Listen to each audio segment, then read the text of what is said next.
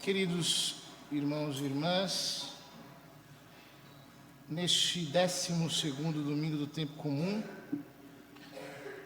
continuamos a leitura do sermão missionário de Nosso Senhor, no qual ele dá instruções aos seus apóstolos sobre a vida missionária, sobre como eles devem levar o Evangelho. No trecho anterior que a liturgia omite, Jesus diz aos seus apóstolos que, assim como ele foi chamado de Beelzebu, eles também o seriam. Isso é muito interessante. Por quê? Porque, frequentemente na história, a mensagem cristã é pervertida. Isso aconteceu muitas vezes. No início da pregação do Evangelho, deturparam a mensagem cristã, dizendo, por exemplo, que os cristãos cometiam libertinagem, que os cristãos eram ateus porque não aceitavam os ídolos do império, que os cristãos comiam carne humana porque não entendiam o dogma da Eucaristia. E por muitas outras coisas, os cristãos foram perseguidos. Muitas vezes chamados de demônios. O mesmo aconteceu em outros períodos, e no nosso período está acontecendo isso. Muitos tomam o Evangelho com todas as exigências que ele tem e o consideram algo mau, condenável, ruim, antiquado. Esses dias mesmo eu via o caso de uma dessas apresentadoras de televisão que entende tanto de teologia quanto eu de artes marciais, palpitando sobre a Bíblia, como a mesma deveria ser interpretada, ou seja, faria muito melhor se permanecesse calada, falando isso, que a Bíblia é um livro, etc., que tem que ser tirado de circulação, algumas partes têm que ser censuradas, gente completamente obtusa, não consegue entender. E aí pega as exigências do Evangelho e as inverte, porque os cristãos fazem um discurso de ódio, porque os cristãos são intolerantes, porque os cristãos não dizem aquilo que tem que ser dito. Pois bem, é disso que o Nosso Senhor está falando. E ele começa dizendo o seguinte: não tenhais medo dos homens, pois nada há de encoberto que não seja revelado, e nada há de escondido que não seja conhecido. É um versículo um pouco misterioso, porque não se sabe exatamente sobre o que ele está falando. Se ele está falando sobre esses que chamam os discípulos de Beelzebu, cuja maldade será um dia desmascarada, ou se ele está falando da própria mensagem do Evangelho, que precisa ser declarada de maneira pública, porque nada há de escondido que não seja revelado.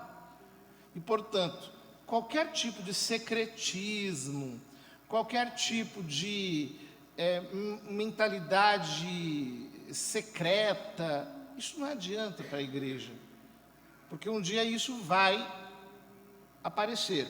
Portanto, o Evangelho não é para ser declarado de maneira esotérica, de maneira escondida. Não é uma ciência oculta, não. E ele diz: o que vos digo na escuridão, dizei-o à luz do dia. O que escutais ao pé do ouvido, proclamai-o sobre os telhados. Isso significa que a doutrina evangélica, ela tem que ser partilhada da maneira mais escancarada e eu diria até mais escrachada possível. Não há nada que nós devamos silenciar, não há nada que nós devamos ocultar no Evangelho. Mas ele diz mais uma vez, não tenhais medo. Não tenhais medo de quem? Não tenhais medo daqueles que matam o corpo, mas não podem matar a alma. Aqui fica clara a distinção entre corpo e alma, que alguns teólogos problematizam, porque os judeus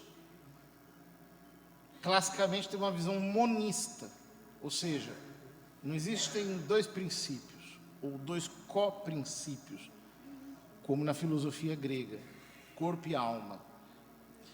Então, eles dizem que isso é uma espécie de inserção grega posterior, etc., etc., que deve ser banida. Ora, a divina revelação, ela foi caminhando progressivamente até que, com Cristo, ela chega ao seu fim e ao seu término com a morte do último apóstolo. Portanto, quando Jesus diz, não temais os que matam o corpo, mas não podem matar a alma, aqui ele está falando, digamos, enquanto verbo encarnado, que esses dois princípios realmente existem. E que a alma, portanto, é imortal, diferentemente do corpo que perece. O versículo seguinte, ou o verso seguinte, dá uma impressão contrária, porque ele diz, pelo contrário, temei aquele que pode destruir a alma e o corpo no inferno. O texto literal diz, temei aquele que pode destruir a alma e o corpo na guiena. Eu já falei outras vezes aqui o que é a guiena, não vou explicar novamente, mas a palavra que aqui é traduzida por destruir não é a mesma palavra que aniquilar.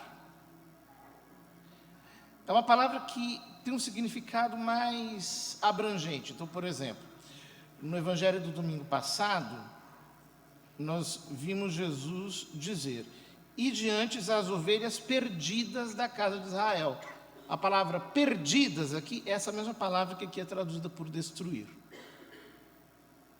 Ou seja, o que ele está dizendo literalmente é, não tenhais medo dos que matam o corpo, mas não podem matar a alma. Pelo contrário, temei aquele que pode arruinar a alma e o corpo no inferno. Isso é muito sério, porque o que Jesus está aqui nos falando é sobre o temor de Deus. Deus é que pode perder a alma e o corpo no inferno. Alguns dizem, não, Jesus está falando para temer o demônio, porque o demônio pode, pela tentação, conduzir a alma para o inferno e no dia da ressurreição também o corpo. Mas essa interpretação não tem pé e cabeça. Por quê? Uns versos antes, Jesus diz, eu vos dou autoridade para expulsar os demônios. Como é que ele vai falar depois? Temei os demônios. Não, ele está falando de Deus mesmo. Ele está falando do dom do temor de Deus, que é muito esquecido. Por quê? As pessoas absolutizam o versículo de São João que diz, o perfeito amor lança fora o temor. E aí consideram que o temor de Deus foi abolido pelo dom da caridade. Essa interpretação é errada. Por quê? Um dos dons do Espírito Santo é justamente o dom do temor de Deus. Se nós tomamos o livro dos Atos dos Apóstolos, nós vemos diversas vezes São Lucas dizer, e a igreja crescia no temor do Senhor, e o temor do Senhor se apossou de todos, de uma maneira positiva. Por quê? O que é o temor do Senhor? O temor do Senhor não é apenas o medo de pecar. O temor do Senhor é o respeito por Deus. O temor do Senhor é a reverência por Deus.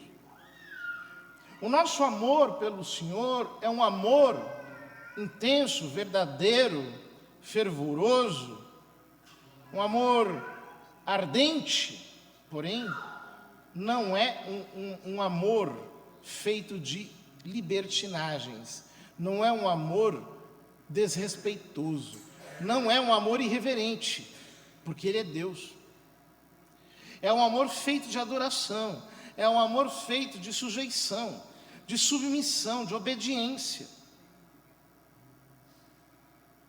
Portanto, Jesus está contrapondo aqui dois temores. Ele está dizendo: se você respeita ao mundo, se você respeita aos homens, você não tem o temor do Senhor. Mas ele está dizendo: não tenhais temor dos homens, temais aquele que pode arruinar a alma e o corpo no inferno, na guiena. Temais a Ele, é a Ele que vocês devem temer. Vejam, quando nós não tememos a Deus, nós tememos a tudo. Quando nós não temos o temor do Senhor, nós temos o temor de que os homens nos xinguem de Beelzebul, de que os homens nos persigam, de que eles nos matem. Isso é uma grande bobagem, porque nós não sabemos quanto tempo que a nossa vida vai durar. Não sabemos. Eu me lembro da história dos mártires de Sebaste. 40 soldados cristãos que foram martirizados de um modo crudelíssimo. Durante um inverno rigoroso, foram lançados numa caldeira de água gelada, até morrer. E os soldados cristãos ficavam de mãos dadas dentro da água gelada, cantando, o tempo todo. Um deles não aguentou e apostatou dentro daquela caldeira de água gelada. Falou: não, eu não quero, eu vou deixar para lá, vou queimar incenso para os deuses. E aí, todos os outros soldados, cheios de alegria, conseguimos, um vai obedecer ao imperador. O que saiu de lá, saiu. Assim que ele chegou e foi posto numa água morna, morreu.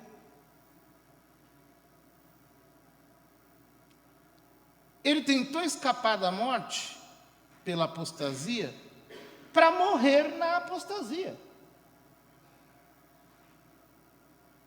Ou seja, é uma grande tolice querer escapar da morte e, por isso, abandonar Cristo, negar Cristo, deixar de professar a fé com todas as exigências que ela tem.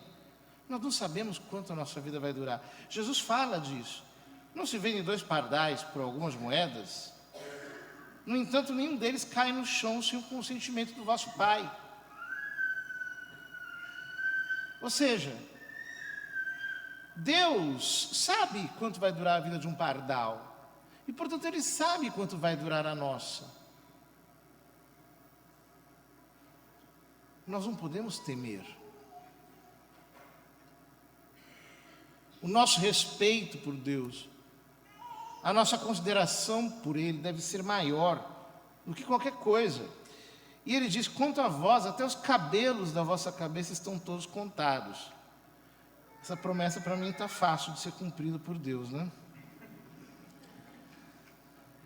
Mas o que Ele está dizendo aqui é o seguinte: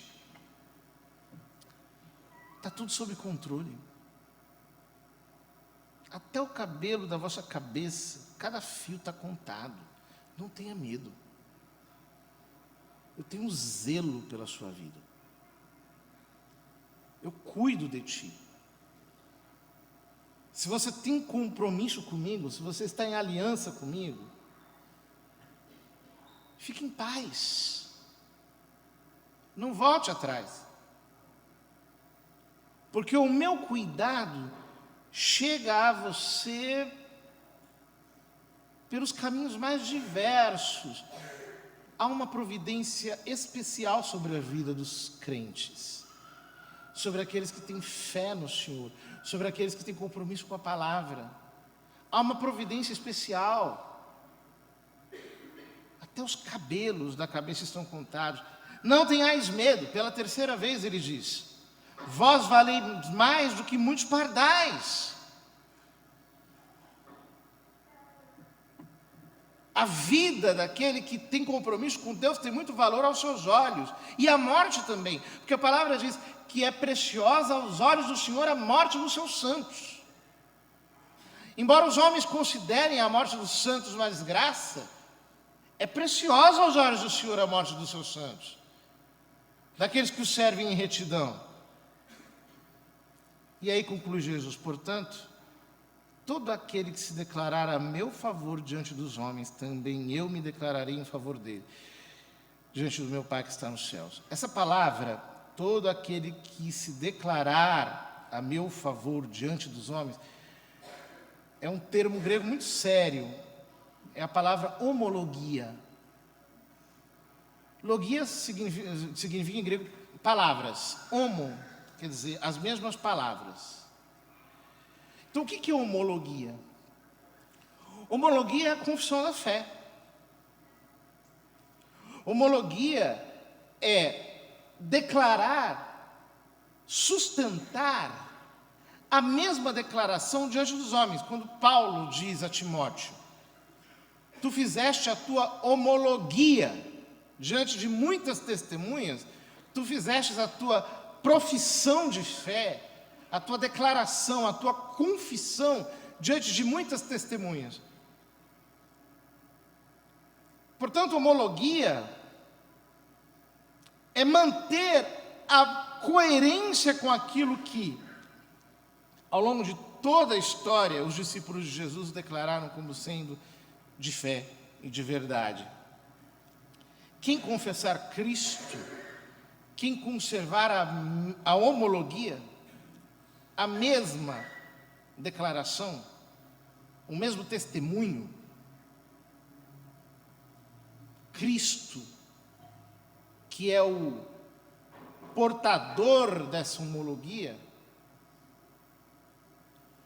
vai declarar em nosso favor a mesma profissão diante do Pai. Mas ele conclui: aquele, porém, que me negar diante dos homens, também eu o negarei diante do meu Pai que está nos céus. Qual é o problema? O problema é que nós estamos vivendo num momento histórico em que há muitos cristãos que estão negando Cristo por medo dos homens. Querem agradar a imprensa, querem agradar todas as fundações internacionais, as instituições internacionais, querem ser aceitos pelas modas do mundo atual, estão vendendo o evangelho no balcão do relativismo,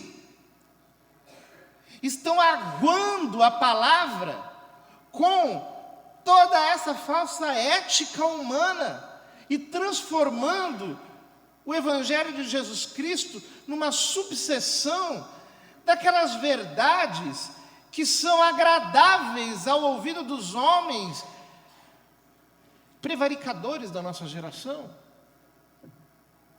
São os pregadores de amenidades.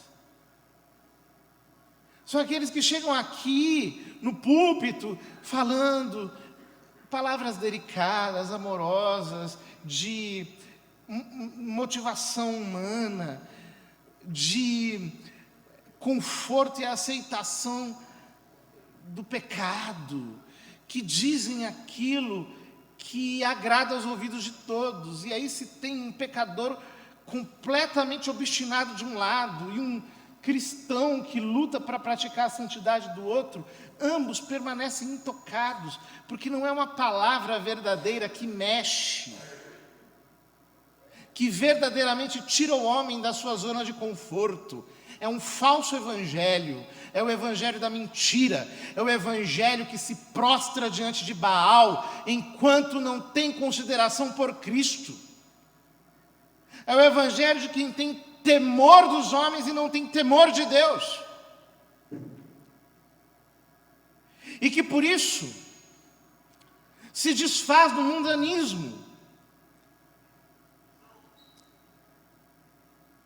silenciando todas as exigências da fé. Tudo aquilo que a fé exige dos crentes dos nossos dias. Ora, queridos irmãos, esse tipo de pregação, por mais açucarada que seja, por mais feita de bom mocismo que seja,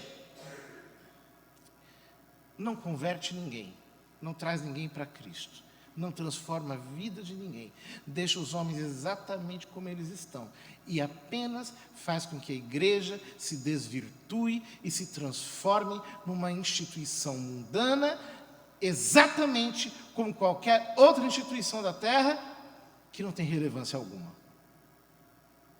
Não foi para isso que Cristo nos enviou.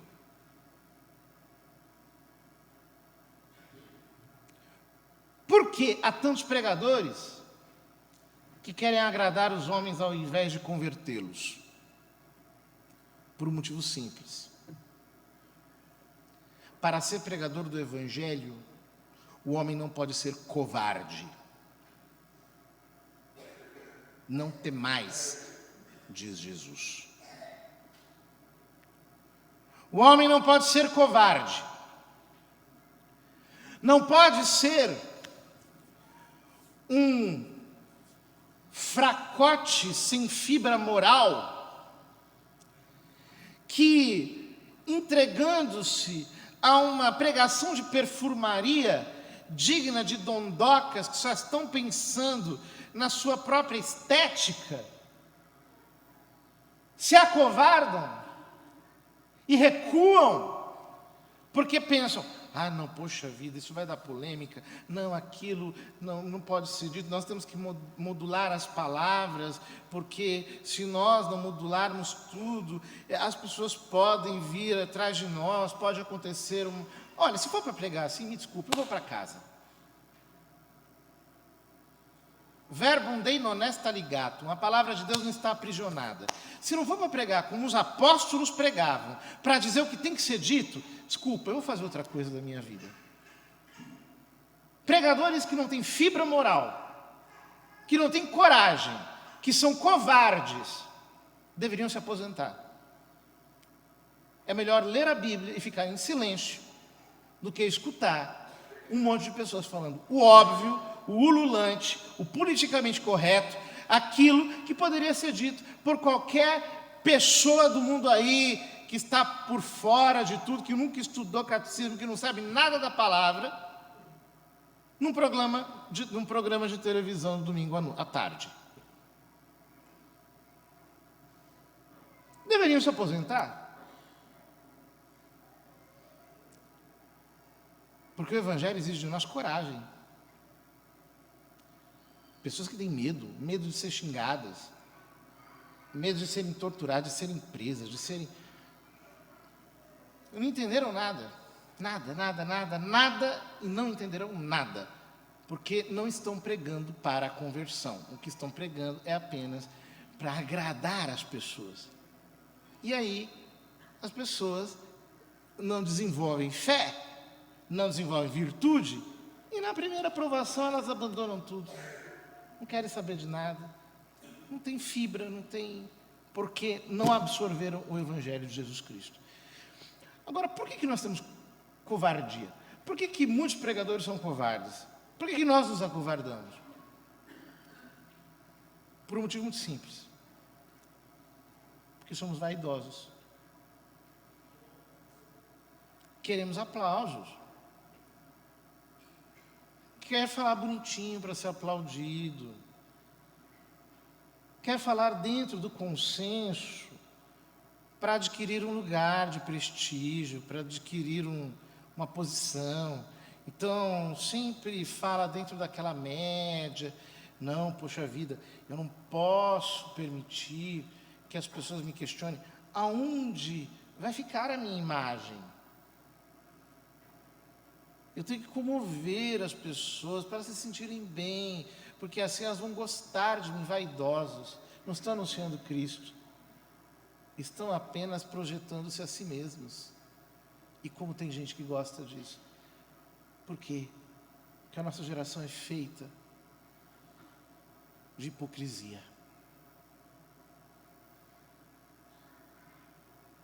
Então, se você tem alguém que diz o que você quer ouvir, e ainda diz com palavras poéticas, talvez cantando músicas populares brasileiras bonitas, dessas muito cheias de romantismo, mel, muito feitas de carinho para o seu ego.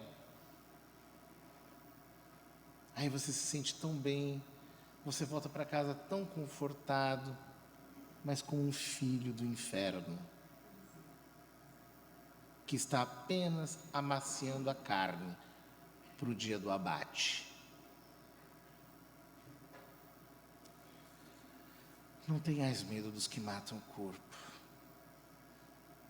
mas daquele que pode arruinar a alma e o corpo no inferno. Temei a Deus e dai-lhe glória, diz o anjo no Apocalipse. Como falta o temor de Deus nos nossos dias, queridos irmãos. Se os homens temessem a Deus, teriam menos medo da Globo, menos medo do Estadão, da Folha, do UOL, teriam menos medo do STF, da Câmara dos Deputados, porque o seu compromisso seria com Cristo e não com os corruptos.